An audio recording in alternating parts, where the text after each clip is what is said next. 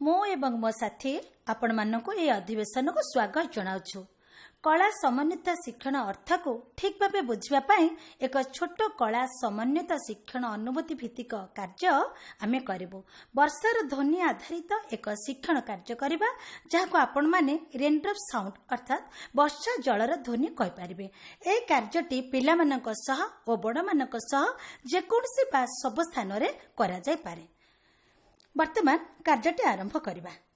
हातर व्यवहार करी ध्वनि किपरि सृष्टि करिबा ता निमंते एक छोट निर्देश देबी। समस्ते ताली मारंतु कारण कौनसी भल काम रे आमे ताली मारि थाउ।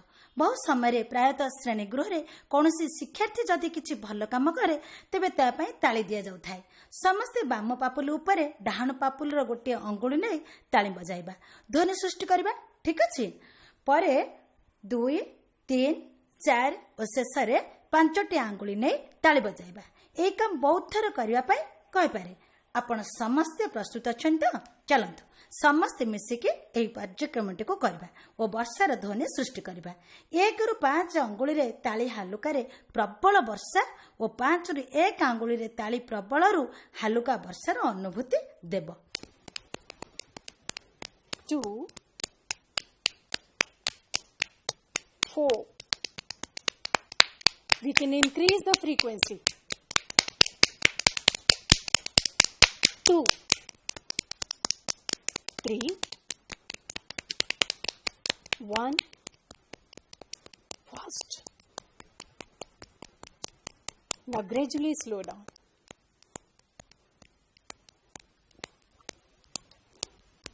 धन्यवाद। समस्ते वर्षार ध्वनि शुणी पारुथिबे। जदि 40 जन छात्र बा शिक्षक माने ए ध्वनि सृष्टि करते तेबे यह क्यों प्रकार शुणा जीव कल्पना करबा। यह जादुकारी जेतेबेले आमे शीघ्र शीघ्र ताली बजाई थाउ। यह आम मन को सजग रखिबा सह ज्ञानात्मक और क्रियात्मक भावधारार सठिक उपयोग साहाय्य करुछि। जेतेबेले आमे ध्वनि सृष्टि करू सेतेबेले भावात्मक दिगटी आपे आपे निज कार्य करिथाय। कारण यह होछि सही ध्वनि जहा आमे उपभोग करिथाउ। ए कार्यटीर अनुभूति 1 मिनिट रु अधिक समय हेबो नाही। आमे ए कार्यटी को खोला आखिरे करिले आपण माने कहंतु जदि एहा को आमे बंद आखिरे करिबा तेबे एहा किभली अनुभूत हेबो। चलंतु एहा को एबे अनुभव करिबा। समस्त आखि बंद करंतु ओ वर्षार प्रकृत जादू को उपभोग करिबा। जदि परिवार रे छोट पिला ओ बड़ माने मते ए कार्यटी को उपभोग करि पारे ता मध्य संभव। वर्तमान आखि बंद करंतु। ठीक अछि। गोटे पापुली रो 2टी आंगुली नै अन्य पापुली रे ध्वनि सृष्टि करंतु। Slightly faster. 1 Slow. Again fast. Loud. 2 3 4 Faster. Gradually come down to 1. जेतेबेले आमे गोटे आंगुली नै ध्वनि सृष्टि करूछे ता हमको बाहरे अल्प समय पूर्व वर्षा छाड़िबार अनुभव कराउछि। एक अद्भुत पूर्व सुंदर अनुभूति जोगाउछि। आपण माने जानते ए हम मन को पूरा सजग रखुछि जेपरे कि आमे एक भिन्न दुनिया रे अछु। हठात एक भिन्न दुनिया रो अनुभूति अनुभव करूछु। वर्तमान अधिवेशन को आगो को बढ़ाइबा। आमे वर्षा को प्रकृति रे अनुभव कर सारछे। तुमे अन्य केउठारे मु अन्य केउठारे प्रशिक्षार्थी माने अन्य परिस्थिति विषय चिंतन करिबे एवं तुमे सकाले स्कूल को जीवा समय प्रबल वर्षा हेबार उपस्थिति मत होय पारे। एपरि अन्य केउ परिस्थिति सब आपण मानको आसुची कहत। मु अनुष्ठान रु घर को फेरुची। रास्ता रे बहुत पानी अछि। परिस्थिति रे मु किभली अनुभव करिवि। पिला माने भिन्न भिन्न परिस्थिति विषय रे चिंतन करि पारिबे। आपण माने परवर्ती शिक्षण कार्य पर प्रस्तुत तो? आमे केही पाटी खोलबा नै। यह एक व्यंगात्मक कार्य अटे। आमे पूर्वरु वर्षार अनुभूति को व्यंगात्मक ढंग रे परिवेषण करबा। आश्चर्य एपरि विभिन्न अनुभूति एवं विभिन्न चिंता समस्त मन को आसीबो। आमे बस रहनी स्थल रे ठिया होइछु।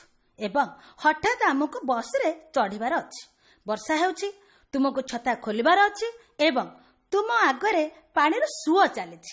ଏପରି ପରିସ୍ଥିତିରେ ତୁମେ ପାଣିର ସୁଅକୁ ଡେଇଁ ଆଗକୁ ଯିବ, ଏକ ଅଲଗା ଅନୁଭୂତି। କିନ୍ତୁ ମୁଁ ମୋ ପିଲାଦିନର ଅନୁଭୂତି ମନେ ପକାଇ ଆପଣମାନଙ୍କୁ କହିବାକୁ ଚାହୁଁଛି ଯେ ଏହାସବୁ ସେହି ବର୍ଷା ଦିନର କଥା। ଯେତେବେଳେ ଠିକ୍ ସମୟରେ ବର୍ଷା ହୁଏ, କୃଷକମାନେ ଭାରି ଖୁସି ହୁଅନ୍ତି, କାରଣ ଚାଷ ପାଇଁ ଜଳ ନିହାତି ଆବଶ୍ୟକ। କିନ୍ତୁ ଅସମୟ ବର୍ଷା କୃଷିଜାତ ଦ୍ରବ୍ୟ ନଷ୍ଟ କରିଦେଇଥାଏ, ଯାହା କୃଷକର ଦୁଃଖର କାରଣ ଅଟେ, କାରଣ ଏହା ତାର ଚାଷ ପାଇଁ ପରିଶ୍ରମକୁ ବୃଥା କରିଦେଇଥାଏ। ଅନ୍ୟପକ୍ଷେ କିନ୍ତୁ ମୋ ପିଲାଦିନ ଜଣେ ମାଉସୀ ଥିଲେ, ଯେ ବର୍ଷା ଦିନେ ବହୁତ ସୁନ୍ଦର ଗୀତ ଗାଆନ୍ତି। ବର୍ତ୍ତମାନ ସୁଦ୍ଧା ତା ମୋ ମନରେ ରହିଛି। बरसन लागे बदरिया रूम झूम के, बोलन लागे कोयलिया झूम झूम के. So the koel and the song, all these, come to your mind. Suddenly they were in the subconscious mind and suddenly they are there. ବହୁତ ବହୁତ ଧନ୍ୟବାଦ। ଆପଣ ନିଜର ଅନୁଭୂତିକୁ ସମସ୍ତଙ୍କ ସମ୍ମୁଖରେ ଜଣାଇଲେ, ପ୍ରକାଶ କଲେ। ଏହା କେବଳ ଆମର ବର୍ଷାର ଅନୁଭୂତି, ଯାହା ଆମକୁ ବିଶେଷ ଭାବରେ ପ୍ରଭାବିତ କରିଛି। ତେଣୁ ବନ୍ଧୁଗଣ, ବିଭିନ୍ନ ପ୍ରକାର କଳା ସମ୍ବନ୍ଧୀୟ ଅନୁଭୂତିକୁ ପରିଚାଳନା କଲେ ପ୍ରତ୍ୟେକ ଶିକ୍ଷାର୍ଥୀଙ୍କୁ ନିଜର ପ୍ରକୃତ ଅନୁଭୂତିକୁ ପ୍ରକାଶ କରିବାର ସୁଯୋଗ ଦିଆଯିବ। ସେ କ'ଣ କହିଲା ସେଥିରେ ମୋର କିଛି ଫରକ ପଡ଼େ ନାହିଁ, ବା ମୁଁ କ'ଣ କହିଲି ତାଙ୍କର କିଛି କହିବାର ନାହିଁ। ଅନ୍ୟମାନେ କ'ଣ ପଚାରନ୍ତି ମୁଁ ଖାତିର କରେନି। ଏଭଳି ଭାବନାକୁ ଦୂର କରିବା ପାଇଁ ପ୍ରତ୍ୟେକ ଶିକ୍ଷାର୍ଥୀଙ୍କୁ କହିବା ଓ ନିଜ ଅନୁଭୂତିକୁ ପ୍ରକାଶ କରିବାରେ ଅଫୁରନ୍ତ ଆନନ୍ଦ ପାଇବେ।